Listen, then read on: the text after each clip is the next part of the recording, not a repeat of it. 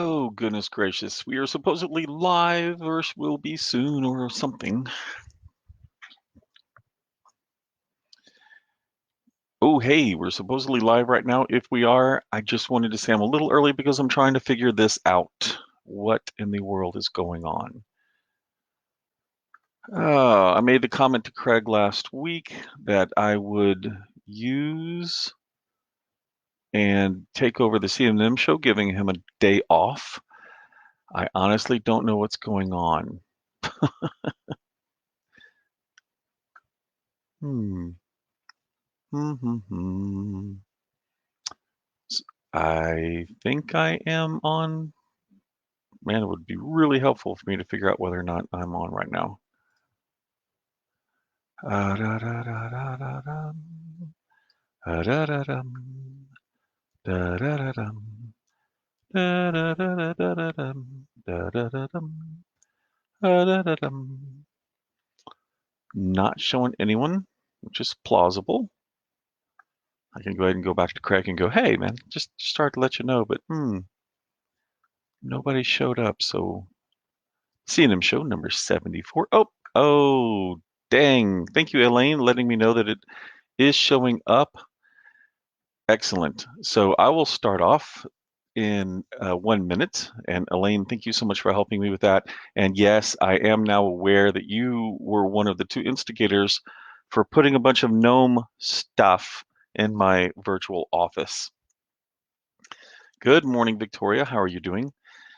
I blamed Rami with everything that's going on in my virtual office, and it was actually Saranofsky and Elaine Bateman that plastered the walls.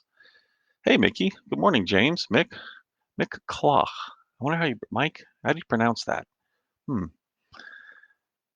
This is me this morning trying to be nice to Craig and give him a morning off. And so I hope that everybody recognizes I might have a few technical glitches. Hopefully none of them will be related to whether or not the stream is actually quick or not. But we'll go from there. So it is not quite yet 8 o'clock, so I will wait a minute and see what's going on there. I've probably lost a little bit of sleep thinking, oh shoot, I have to do this all by myself. Hey, Jamie. Boyd, long time no see. Craig, welcome. I'm sure this is going to go a lot faster than I think conceivably possible, and I will get started. Good morning, everybody. This is the C&M show number 74. I am Michael Anderle. I will be the only person talking this morning, except to any of you who have questions that I can both see over here on the live aspect and see what's going on. I do hope that I'm able to give you some both excitement for what's going on through the pandemic and try to, just one more thing to keep your mind off the fact that we can't fricking go anywhere. Maybe it's more like telling me I can't get any of the food I really crave every morning. So I'm going to, how's Vegas? Oh, this is interesting. So this is the first time that I'm doing this, and so I'm trying to figure out what to do. I got lost. I started stressing out that I wasn't going to be able to set it up correctly, and then I'd hear Craig harassing me for the rest, like next 8 months of my life. Vegas is actually kind of interesting at the moment. For those that don't know, we live on the Strip. So if you know where the Aria Hotel is, right in front of it, there are a couple of buildings that kind of lean. And that's where we live in those condos. So I'm just, a stone's throw from the Strip itself. And of course, the Strip has over 100, well, not the Strip itself, but Clark County has 150,000 plus hotel rooms, of which I would imagine if you go 1 mile to the south and 2 miles to the north and maybe a half a mile other each side of it, we probably have at least minimum of 100,000+ people that would be expected to be here at any one time, and none of them are here. So we just had a whole city's worth of, or relatively small town worth of people just disappear. And so the Strip is very quiet, is what the Strip is. Short for Michelle. Thank you. And it's Mick.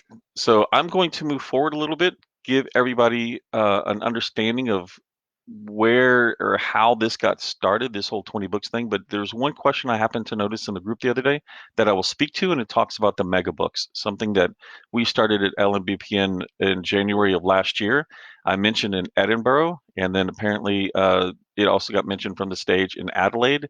Neither Craig nor I remember which one of us spoke to it at that point, but I'll give some backgrounds to what we're doing and why and what my concepts were at the time implementing it. So good morning, Dan. Looks like we have a great contingent from England coming on.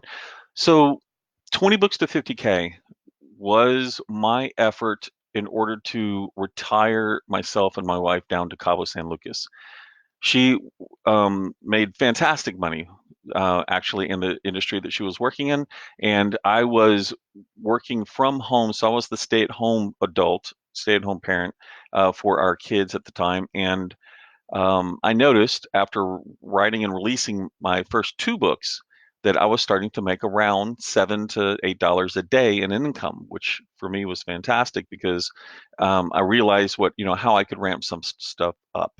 And so at that point, I figured out that if I could actually write 20 books and all of them kind of bring in $7.50 a day, that I could make, in fact, 50 plus $1,000 a year, which is way more than enough if you already have your home to live in Cabo San Lucas.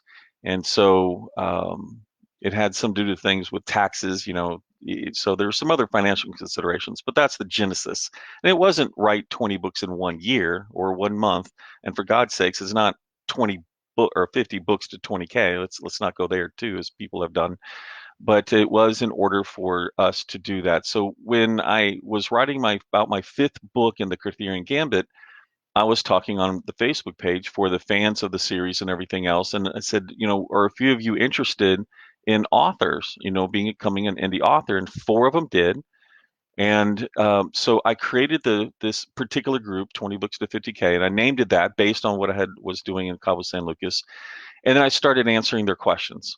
And in doing so, we released four, or they released, each of them released a book into the Amazon top 10. And this is back in early 2016. And so they all released it into the top 10,000, not top 10, not top 10,000. And they were successful. I mean, I would consider that if you're effectively had no marketing, had nothing else, and you were able to release a book in the top 10,000, that was a good solution. Um, for various essential reasons, where I had shared it before wasn't necessarily taken in the manner with which it was delivered.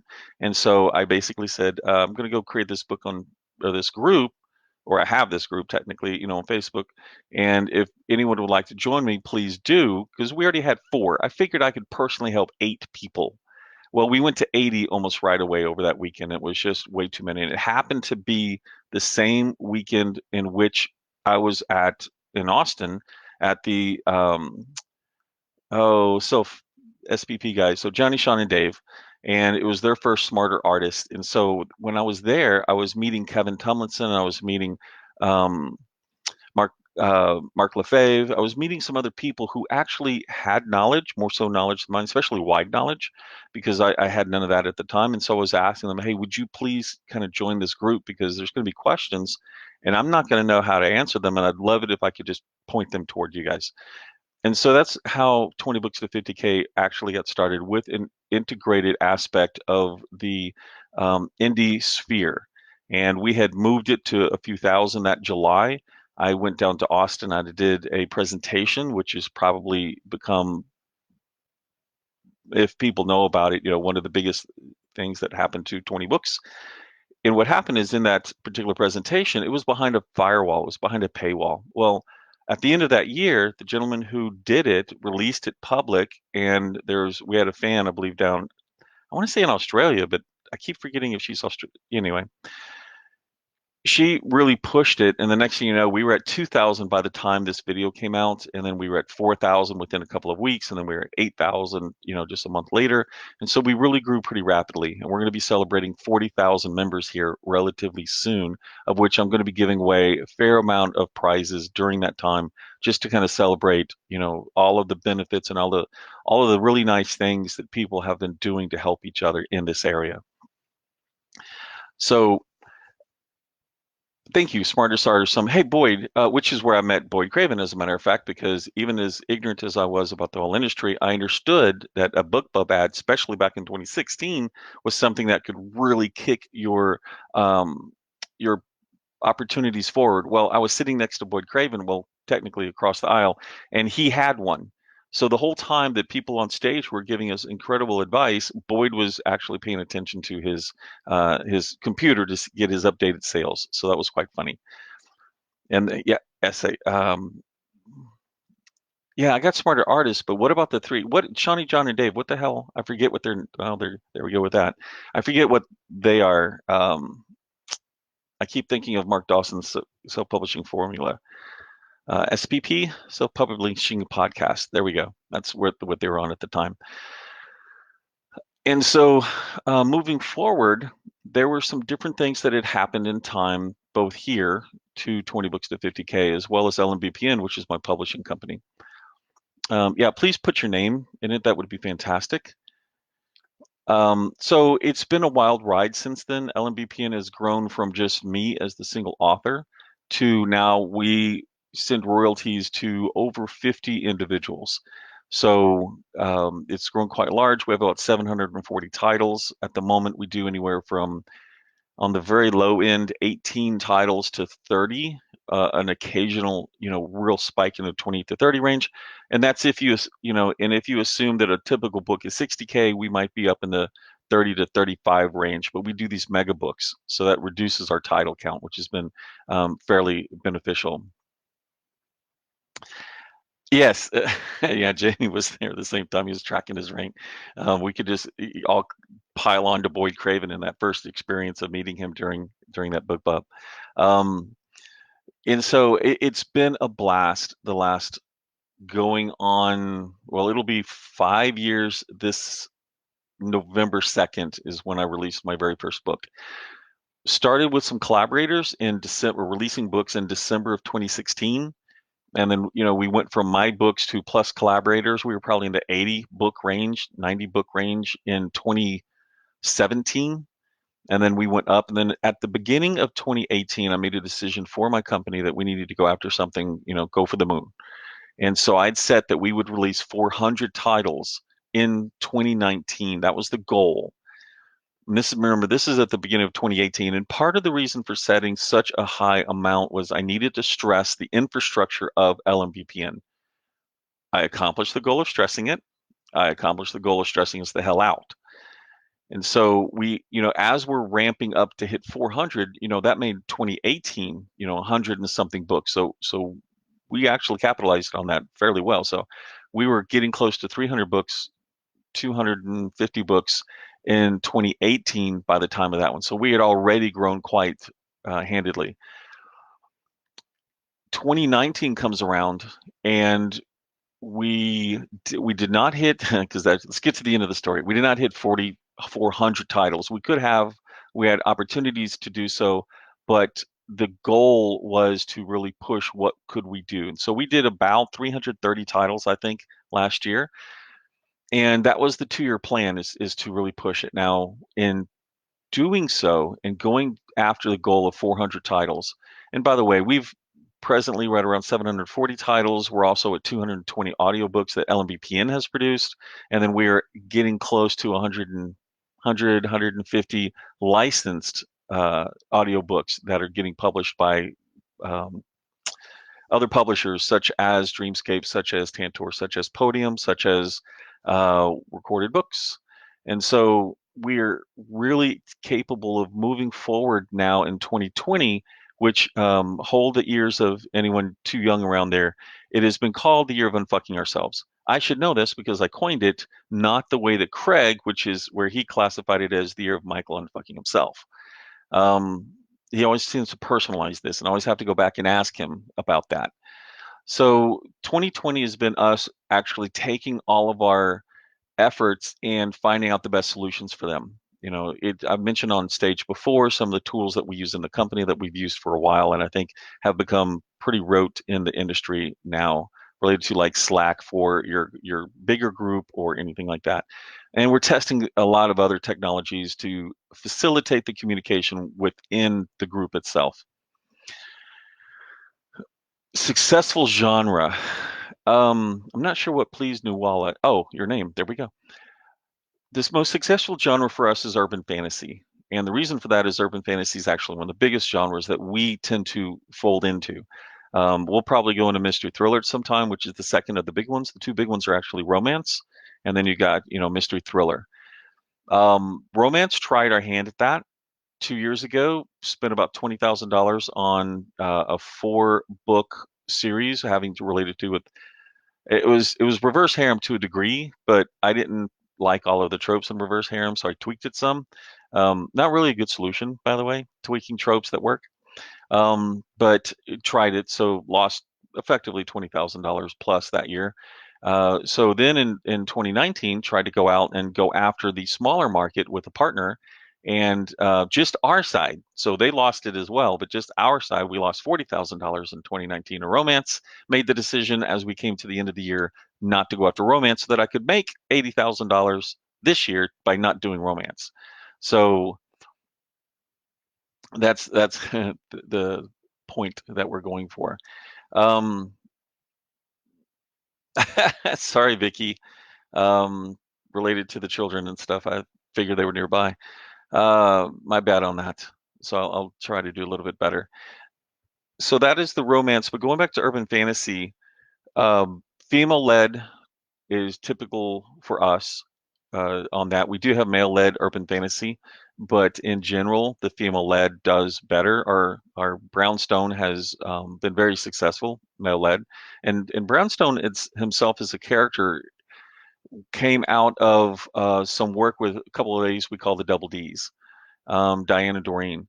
And in talking to them many years ago, when the concept of Brownstone, which created the concept of Orosaren, when I wrote that, they were saying that they just wanted a meaty guy. These are grandmothers, by the way, so let me clarify that.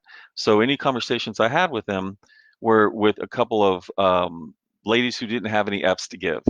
They'd been there, done that, and they just tell it like it is.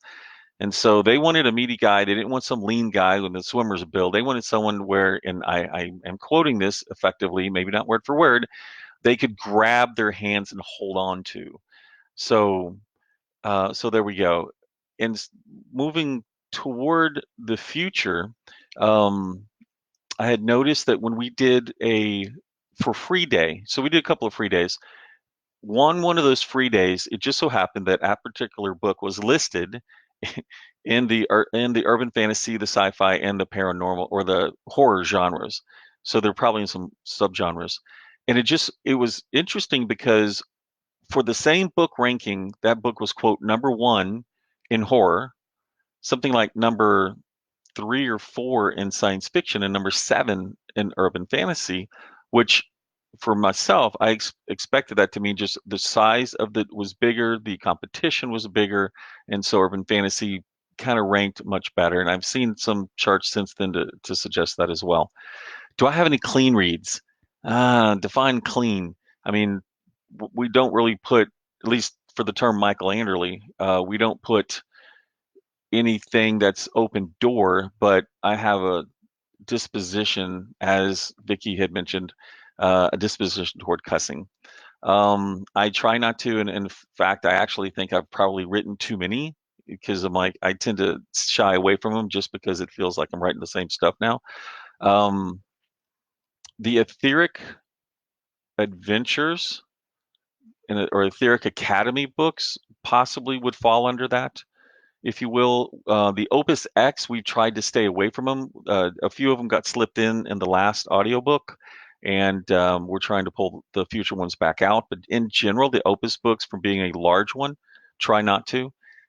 Those are pretty clean. Uh, so anyway, another song that I'll another. Okay, is there a way for me to actually make this?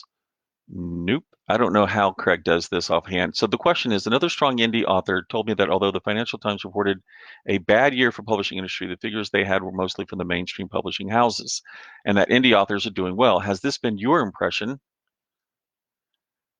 Two, sorry if I already answered. I have not answered this here today, and the answer is yes. It's been my impression that we're doing well. We LMBPN as a whole, I had a lot of time before being a publisher about reading a lot of entrepreneurial books. And they always talk about that whenever you go into a bad time, if you're capable, lean into it, advertise what you can. So that has always been our method. LMBPN from the beginning, I always had our advertising lean into Christmas. We didn't shy away from anything. If someone said, it's a horrible time to publish on Christmas, challenge accepted. published on Christmas. And so we really actually did always push into these things, and we're doing some of the best years of what we've done. We had a drop in March for a week where you could definitely see that things kind of hit hard. And I think that was probably the first week of everybody getting back, bringing the kids into the house, trying to figure out what schooling was. But since then, it has progressively gotten better to where we are now doing some of the best days that we've had before. Now, we also have very strong books that have been coming out, and also we're spending more in advertising than we have before. We're always, for the last 2 3 years, we've always been spending a fair amount in advertising, but now we're seeing the returns. What caught us a little bit when the pandemic hit, a lot of people dropped out of advertising for whatever particular strategic reasons, whether personal or professional, that they wanted to. This lowered the cost per click. And so now all of a sudden we're getting more advertising clicks for our dollar. Further, a lot of people had time to shop on Amazon because they're not shopping at the local grocery store. They would get to books. Your particular ads would show up more often. Also on Facebook, they're spending more time on Facebook, which gives Facebook more opportunities to slide ads in. And that, as you know, the law of supply and demand, even if everyone kept the same ad spend, which they did not, a lot of small businesses killed it, which meant now our cost per clicks were going down. So that has been very helpful for us. Shh, Don, your shiny headphones. Oh, okay, not to me. I was like, what freaking headphones do I have? Could you talk about Elite RPG? How's it gone? Do you have any good takeaways yet? Oh, that's a good question, Benjamin. Um, Lit RPG has been interesting because I don't like what they call crunchy lit RPG, which is full of stats and things like that. Like anytime that I see stats, I generally just go right past them. I move forward. So since I don't like it, we didn't produce much like that. And you get the individuals who are adamant about what lit RPG is, or game lit, which is what we tend to slide ours into. And I've come to the conclusion that um, we're going to tell our stories. And if certain individuals don't like how we choose to tell our stories, I'm not going to bother by it too much. This time in the existence of Lit RPG, which is not nearly as bad as it was 24 months ago, is going to go away. And the quality stories, no matter how you tell them, is going to go to the future. But I like the concept of Lit RPG. I believe there has a lot of value. And so we have a couple of series that are coming out now. One of them is called Pivot, which has already been written. And it was after some thinking about Lit RPG and what we wanted to do that I'm like, you know what? I'm going to do X. And this particular style of what we're doing as well is going to feed to our audience, the people who are already loving how LMBPN does our books. And they're going to move them gently, if you will, into the quote lit RPG part, but I'm not going to do anything related to the style of lit RPG, and we won't be listed as lit RPG either, nor game lit for that matter, I don't think, because they would even be considered game lit light, which is already a variety of lit RPG light. I'm just going to call it nerd lit. Maybe that's the best way to do it.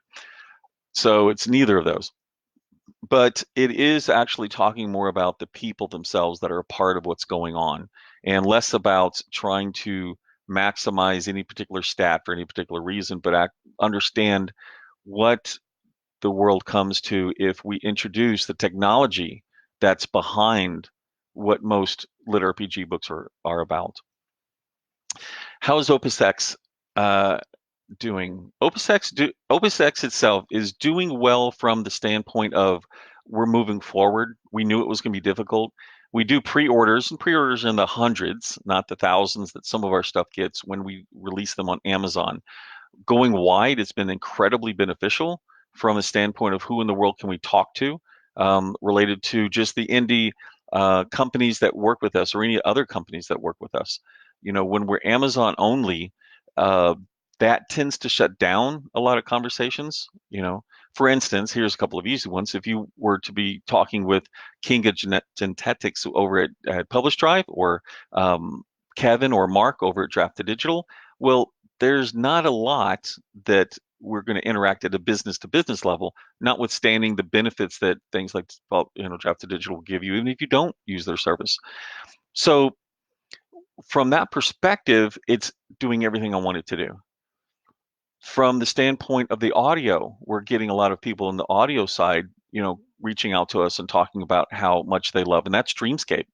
That's the partner. From the standpoint of the income side of things, we are approximately 50% paid back on audio by the time that we, release. And so we're doing better financially from how much money I feared. And this is important to remember that it was my fear, right? Because I knew that going into it, we were going to spend more than 150,000, which we have, on the process of building everything. So that's the production of the artwork, the production of the 3D models, the production of the books themselves, and editing and advertising. We'll be north of 200,000 by the time all of this is done. But we will have made great inroads into that. Now, it's not my plan at the moment to move this into Amazon, Kindle Unlimited, the OpusX solution. But I know that if we were to actually have to, at the end of it, mind you, this would be at the end of everything, because we're going to leave plenty of time for everybody to catch up wide. Then we'll make the money back. It's really just an acknowledgement that eventually the money will come back into this, and it just might take a few years. But more important to me, though, is it has helped our company, because we've learned how to use the other tools that go around. We've met Apple, we've met others, because we're focused on what they do, and that gives them a reason to talk to us, quite frankly. It was interesting to find out that Apple knew exactly who LMBPN was before we reached out to them in this arena. So, we know we're getting looked at. Now, I'm excited about all of those opportunities, but from a standpoint of knowing when our money's going to come back, at the moment, it's still KU. Okay. I noticed my AMS CPC are less expensive, but conversion rates have dropped. Are you experiencing the same? We'd actually have to ask our internal marketing team that. Um, I agree with the CPC. The conversion rates, in speaking with him just from generic, because we have like 100 series, 80 to 100 series minimum that we have to deal with at the moment. And the conversion rates, in a couple of cases, I feel like yes, the answer is they've gone down some. In one case, the answer is no. It actually has gone up. That tends to be a little bit relevant to like our covers. When we've had a couple of covers that just hit the mark, it just seems like sometimes they do.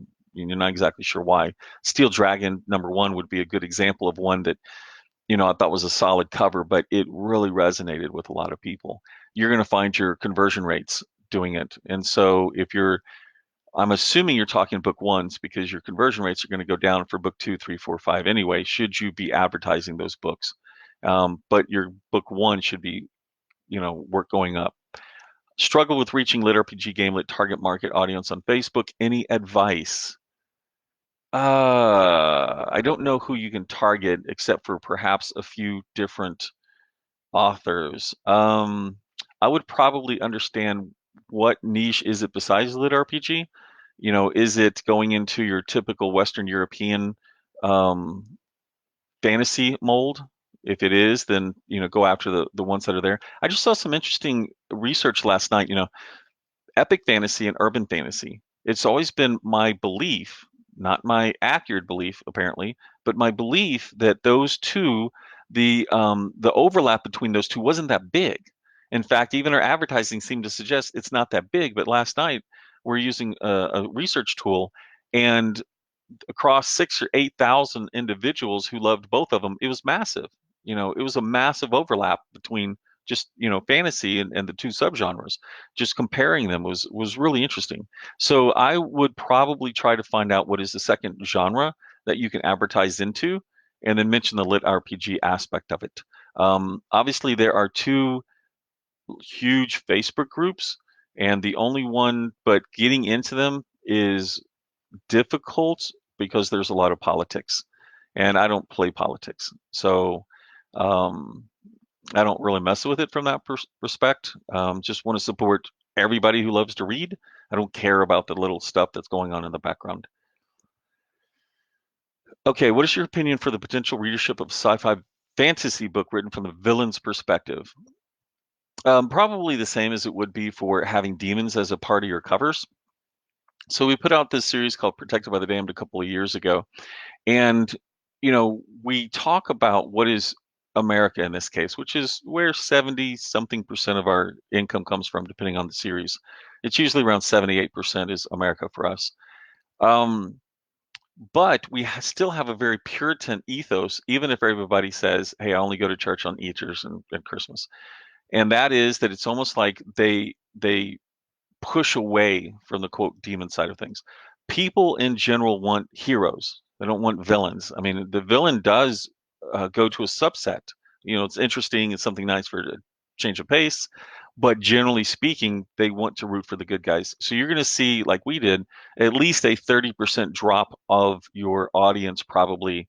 There's everything's hashtag probably here with going for the villain side of things, because you'd have to make a sympathetic villain if you in order for this to occur. So I would suggest that if you're going to go with villain, inside your blurb somewhere in there, you have to give them a sympathetic reason that they're on the villain side. If they're a villain because they're an a-hole, that they're all about themselves, then most readers really aren't into that. From the pulp fiction, another caveat, just remember that I'm, from the fiction side, and I am more from the pulp fiction side of things. So I was like a pushcart nomination. Not sure what that is. Targeting literature in Facebook is difficult. Definitely had to think outside the box. Oh, Jeanette, thanks for joining in. So who asked the question? Jeremy Fabiano, grab Jeanette Strode. She's going to be able to tell you exactly what's going on, since that's what they focus on. Oh, y'all are talking together. See, I catch up to the things. Puritan ethos, yes. They think occult is satanic and not necessarily. Absolutely, Anne, related to that. Oh, we have Danielle in here as well. Oh, damn, I didn't realize that was going to go on. The stuff I get into when this happens. Guess I shouldn't say too many things about Dakota here, should I? Although I will say that LMBP in German has the pleasure of having signed Dakota Kraut to a German contract to translate 4 of his books into German, and we are working on those. The first one should be done really soon. Let's see. We have one other individual that will be signing, hopefully, pretty soon. Is today years old. Nerdlet is today years. Elaine, I don't know what the hell you say sometimes. So moving forward with things. So let me go talk a little bit as people, if you want to add any questions, please do. But one of the things I want to talk about what we call mega books, and this original idea wasn't mine. It was actually a really good friend of mine that's in the romance genre. And that was, how you go into your books. Let's say you're going to build a trilogy, which is the typical thing, right? You're going to build a trilogy, book 1, 2, 3, and at some point in the future, you actually release the box set or the omnibus of it. And this concept was, well, wait a minute, why don't we think about actually releasing the omnibus first, and sometime in the future break them back down into books 1, 2, and 3. Now, we've been doing this for a little under a year and a half, and there have been some interesting things that have come out of it. During that year and a half, LMBPN has been moving all of our audio IP to the best of our ability and licensing it to others. And the reason for that is strictly from a monetary standpoint. We can invest $5,000 into a book, if you will. At that point, we know that $5,000 was going to come back anywhere within 90 to 180 days. Audiobooks, for the most part, for the 200 whatever we tested, we had only a handful of them come back to us quickly from a money standpoint. Most of them took at least 6 months, and sometimes now we're still at 2 years, hoping, assuming the money's going to come back at some point, because we don't focus on audio. That's not what we understand. It's not necessarily how we understand how to market. And since we put out anywhere from 15, 18, 20 titles to 25, 27 titles a month, we're constantly working on this front list. I had a conversation with Mike Bray of Wolfpack Publishing just last week going, we have a backlist issue. And that backlist issue is we need to make sure we're constantly picking up those stories up. Maybe we have to do a recover with everything. Maybe we have to look at how the genres have changed, how our blurbs are, covers, which, we do them, they're expensive, and a lot of companies aren't willing to do it. But if you hit the mark, you already have an edited book. Maybe you do a re-edit, like we're adding some stories into other series that have been well, $300,000-$400,000 successful series. And so, we're going to, but it's taking effort the whole time. Um, so so megabooks. So anyway, because we were on this capability of producing so fast, we started looking at the concept of pulling the first three books together, and then we would only have one cover we would have to do. This is what was going on with Lynn and myself as I was talking this out with her last year. And we would have one cover versus three. we I understood that in Kindle Unlimited we have this thing, this drop off, this read through rate as we call it. So everybody who reads book one, hopefully you'll get some very high percentage to book two, and then you'll get, a significantly high percentage to book three. So we kind of work on a hopefully 70 to 80%, fingers crossed, read through from book one to book two. And then the challenge is that between one and two, did they like it, but they didn't like it enough to grab book two? Did they like it, but they forgot by the time book two happened? What was the reason for the read through drop? Now, two to three, unless we've got a really bad, i.e., all of us have a bad series going on, you should see somewhere 90% to three if plausible. Certainly, if you bring them out using a fast release strategy. So, what I decided to do is I would take books one, two, and three, no covers. In fact, we don't even list that there is where book one ends and where book two starts, because this is something I've done from the beginning where, I didn't like going into a book and the first two or three, four chapters was all rehash of book one. If I felt I didn't understand what book one was, I would just go back and read book one and skim it and catch myself up and then go into two. So that's kind of a holdover from the trad pub days where they go a year between books. So um, we released the large ones. Now, a couple of things benefited from that. So now you're even at 60K books, you're at 180,000 words. Um, Benefits include very high KU.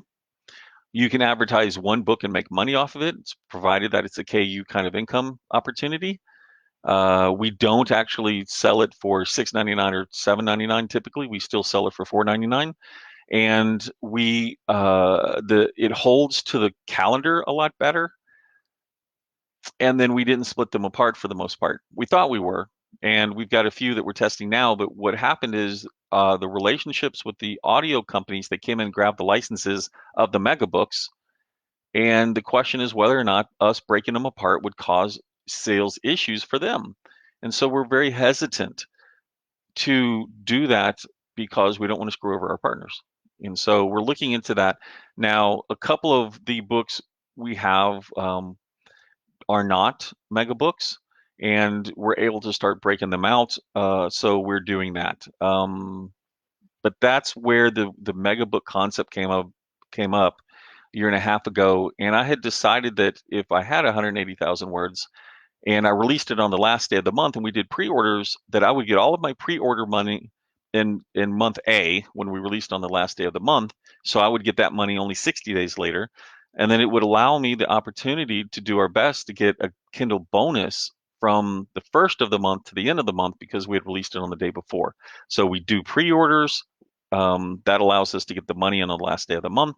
That also allows us to make sure that we get the best opportunity for if to earn a Kindle bonus if that's going to happen.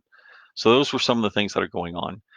I know that I saw somebody said, well, if everybody keeps loading up on the last day of the month, then obviously the best day is going to be some other day, right?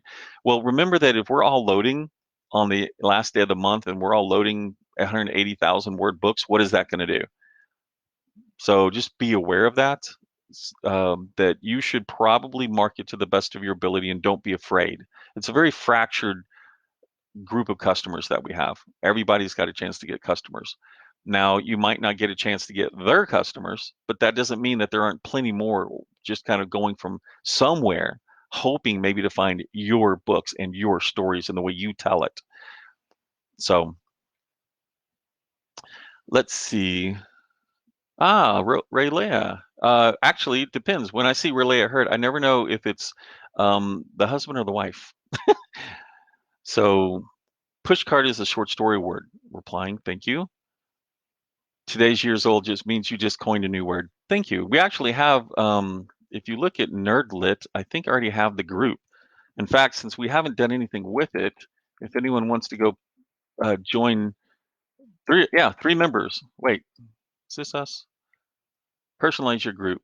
Yep, that was me. So if anyone wants to start joining the group Nerdlit, let's do it now. Yoo-hoo! I'll actually upload photos and get the social team to start putting stuff in there. But the goal being on Nerdlit was I was done with anything of that even remotely had a question of what the hell. So it's like that's pulp culture lit. That's just anything that we wanted. It really was trying to stay away from the lit RPG genre stuff was the idea. And to give you some idea, I think I built this in 2019, September of 2019. So it's like 7, 8 months old and it's just sat there. Um, mm, Omnibus First is a cool idea. It's been very beneficial to us. Now, here are the gotchas if you wanted. So we've had some discussions related to this idea with authors going, well, what if I wanted to release it big and then go small versus, or I wanted to release one, two, three really fast and then maybe tie it together. We just encountered this issue last week or 2 weeks ago, and I'm trying to remember which book series it was. So here's the gotcha. The wife, thank you. When you think about doing this reverse box set idea, which we call mega books, just to clarify that we don't do them as box sets. You don't see it as a box set 3-in-1. It is one book. If you want to look at our first example of this, look at Witch of the Federation 1 and go down and kind of look at the very bottom, and it'll even say, I made some goofy comment about, the History Channel or whatever's decided to put this out, and we'll break it up in the future or look forward to breaking it up in the future. So just take a look at that. Um, the hell was I talking about before this? Ah, I don't remember. Can someone remind me what I had gone off on before I went down that tangent? Okay, now I remember. With us going to either you bring it out as a mega book first or you bring it out as 3 books and then decide to try to merge it. I wouldn't suggest ever trying to merge it because what happened is we brought out books 1, 2, 3 and we were having a issue related to read through. And this is on a completely unknown to any of my fans pen name because we were looking at trying to figure out how to build an imprint without building an imprint because fans generally will congregate around an author. So allow an author to become known for a particular type of genre. It's just another strategy that we're testing out.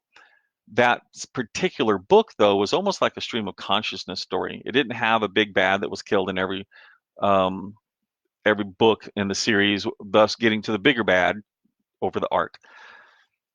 And so I decided that, what's going on, let's just put it back into one book because by book 3, you got a big bad. There was a legitimate arc that people were familiar with. And so in trying to then make the decision to pull it back in, we started realizing that, well, we have people on book 2 and we're going to be doing this on book 3 where we're going to make it an arc. Now we have a challenge and it became a mess. So for us, we won't actually be doing 3-into-1s except 3 into box sets. We will only ever start with a mega book and potentially break it apart.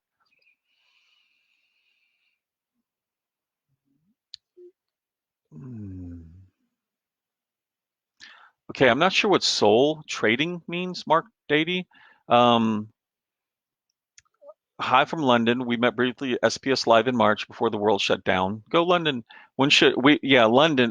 Only the indies, I think, had a London book fair. It was kind of funny. We still had plenty of business going on before. Oh, it went down.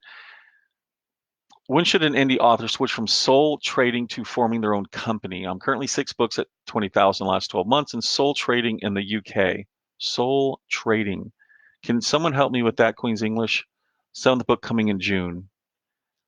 You mean like indie, just as an indie publisher going to a company? I mean, that's either a business question or it's a business methodology question, like maybe bringing in more authors. I'm not quite sure which way you're going, but I'll certainly be able to go there as well.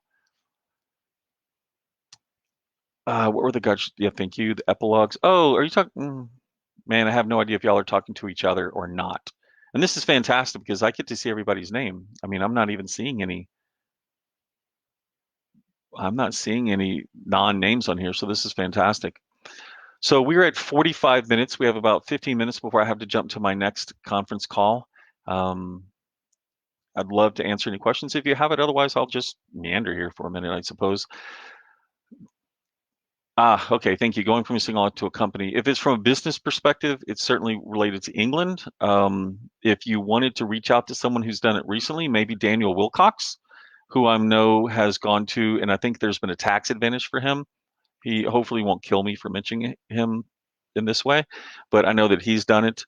Um, no, Daniel Weigart, not Wilcox, but Weigart. Good morning, Daniel. It's another individual who's been around from damn near the beginning of things that are going on. It is a fantastic time to be in publishing right now, especially as an indie. If you're a traditional publisher, you're going through some crap times, no argument. I have done study where I looked into the trad world to try to understand why they're doing things that they are, with the idea that, you know what, people are intelligent. They actually do things for a reason. If we don't know what that reason is, it might look ignorant from our side.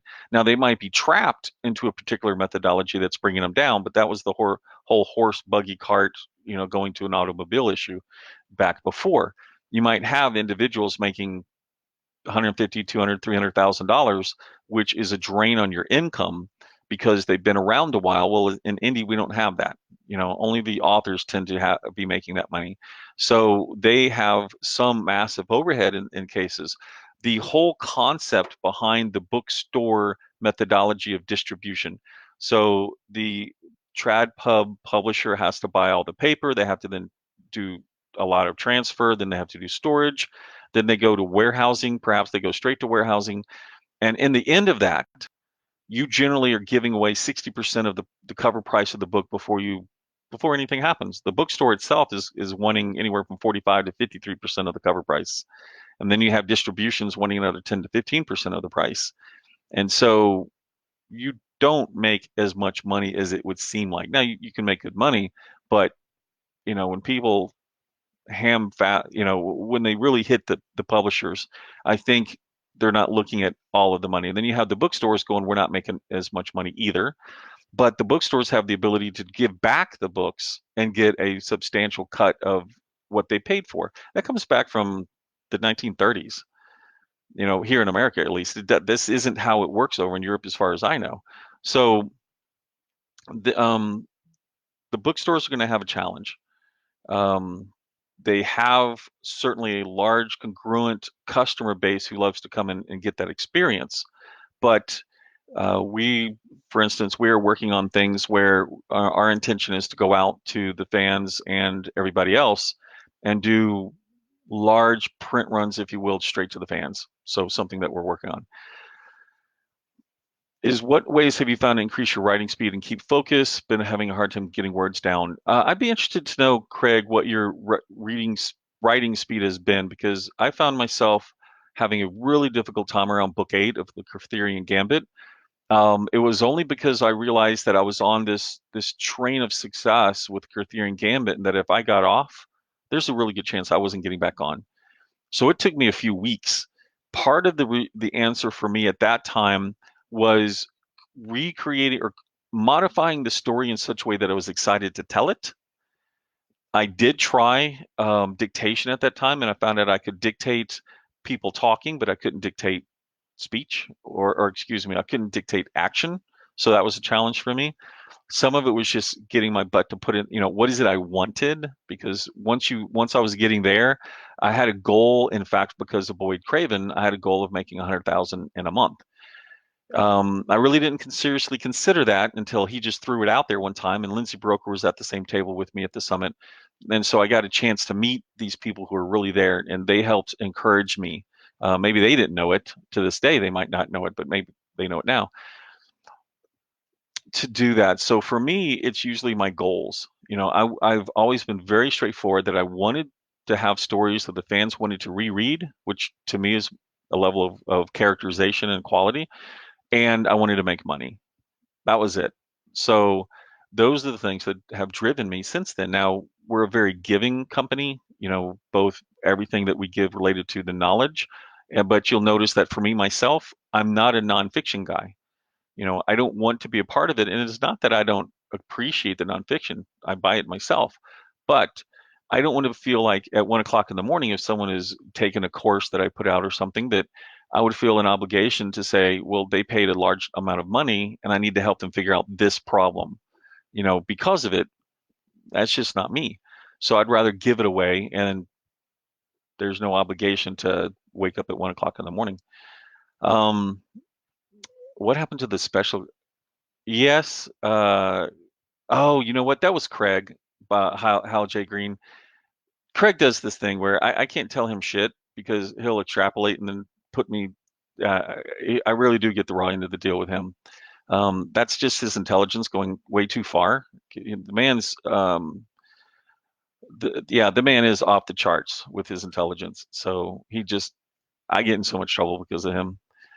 Returns are a ludicrous practice and need to go. I'd rather the stores buy less than return. Yeah, so if you look at Kelly Lynn, I don't know if the Rebel Bookseller, I think is the bookstore story that I read to kind of do it. And even the gentleman who talks about it in the bookstore, Rebel Bookstore or Bookseller, talks about that practice has hurt the industry because what happens is humans, once again, really are smart, especially those in business who are trying to keep the money. They're going to manipulate the effort. And they have manipulated it in such a way that it is detrimental. And then the publishers have to change. And it's just, there you go. And the only, I'll tell you, just to make sure that you weren't confused, but I had spoken that maybe I would see if Stephen Campbell from the Author Biz, who works with our company, would in fact join me because he is so good at doing this right here, that I could just rely on him. He really is good, and I'm more than happy to do that with him sometime now that I've done it once. In fact, he's one of the ones I have to talk to in about 10 minutes, so I might ask him what's going on. Keeping focus. I listen to loud music in my ears, and they constantly ring. So I'm able to put headphones on, listen to loud music, and that allows me to focus on whatever it is. I can't focus if there's a TV in the background because I'll completely go watch the TV going on there. The mega book topic. Oh my gosh, we got more for that. Okay. Now that you may not be breaking apart the books in the future due to the wrinkle with your audiobook, do you still see an advantage in releasing all three parts together as a book? Oh, hell yes.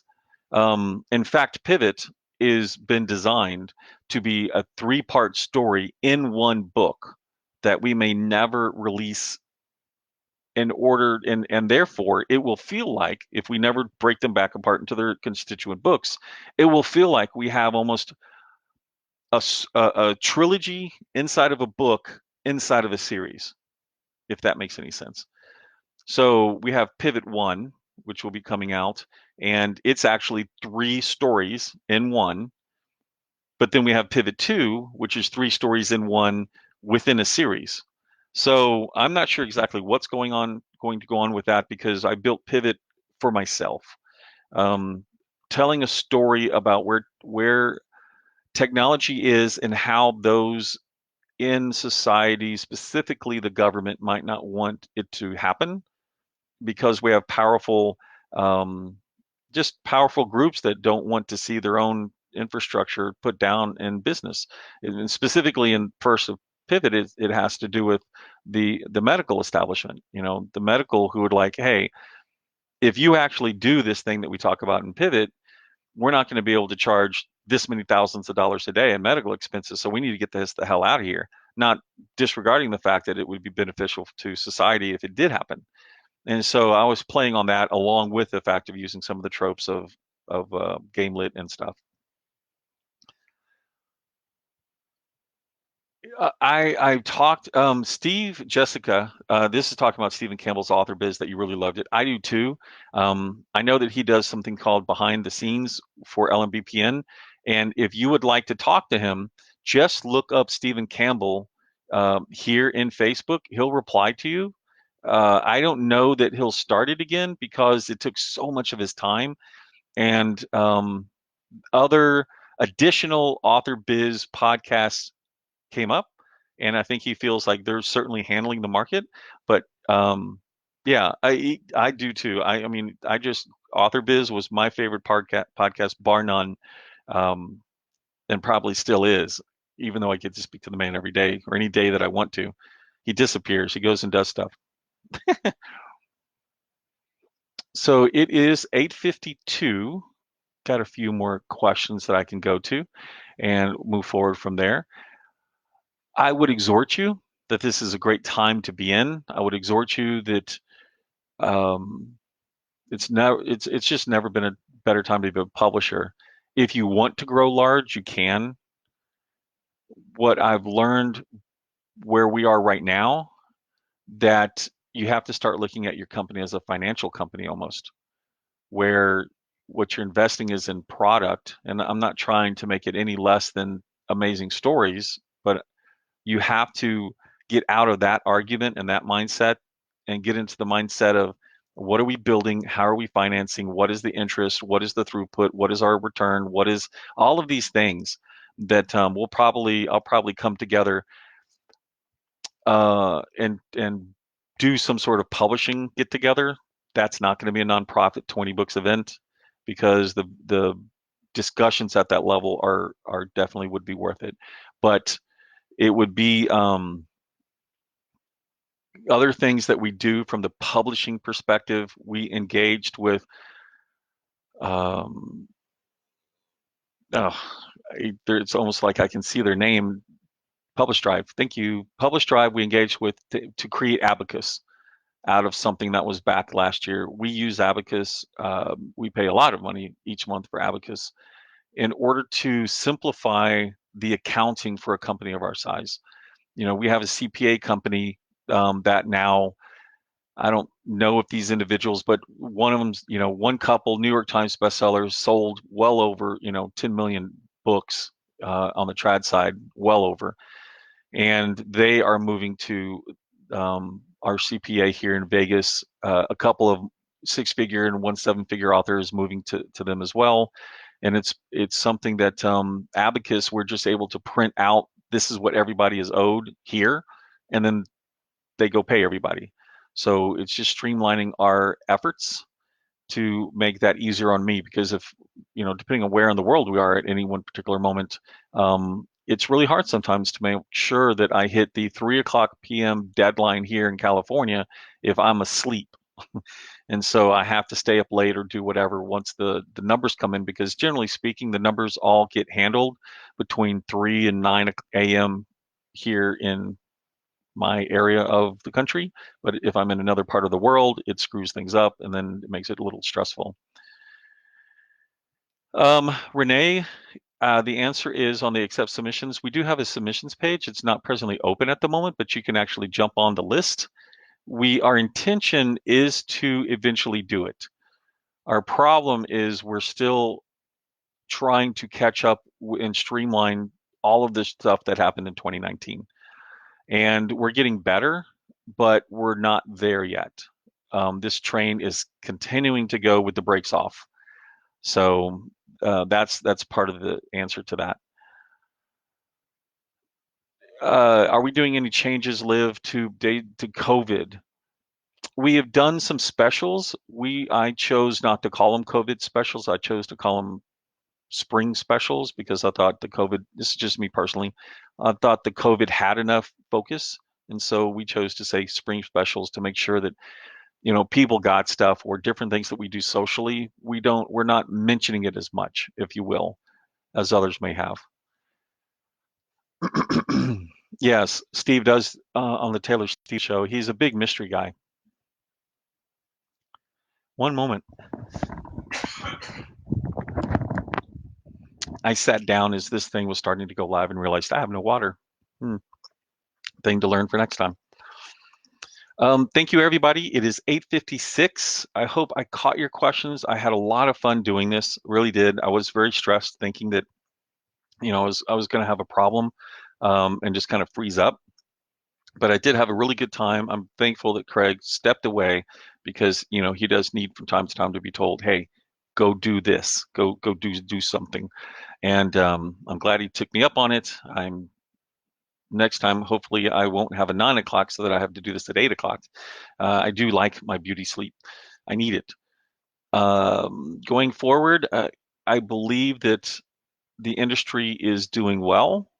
I believe there's still opportunity.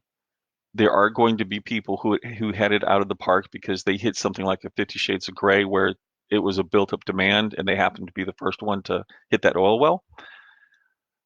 There are other things that we can talk about. I'd be happy to do it if we ever want to just get some questions together and be happy to jump on and try to answer those to the best of my ability. So, from the Cave in the Sky here in Las Vegas, which is quiet, very, very quiet, you could definitely run a whole bunch of zombies right down Las Vegas Boulevard.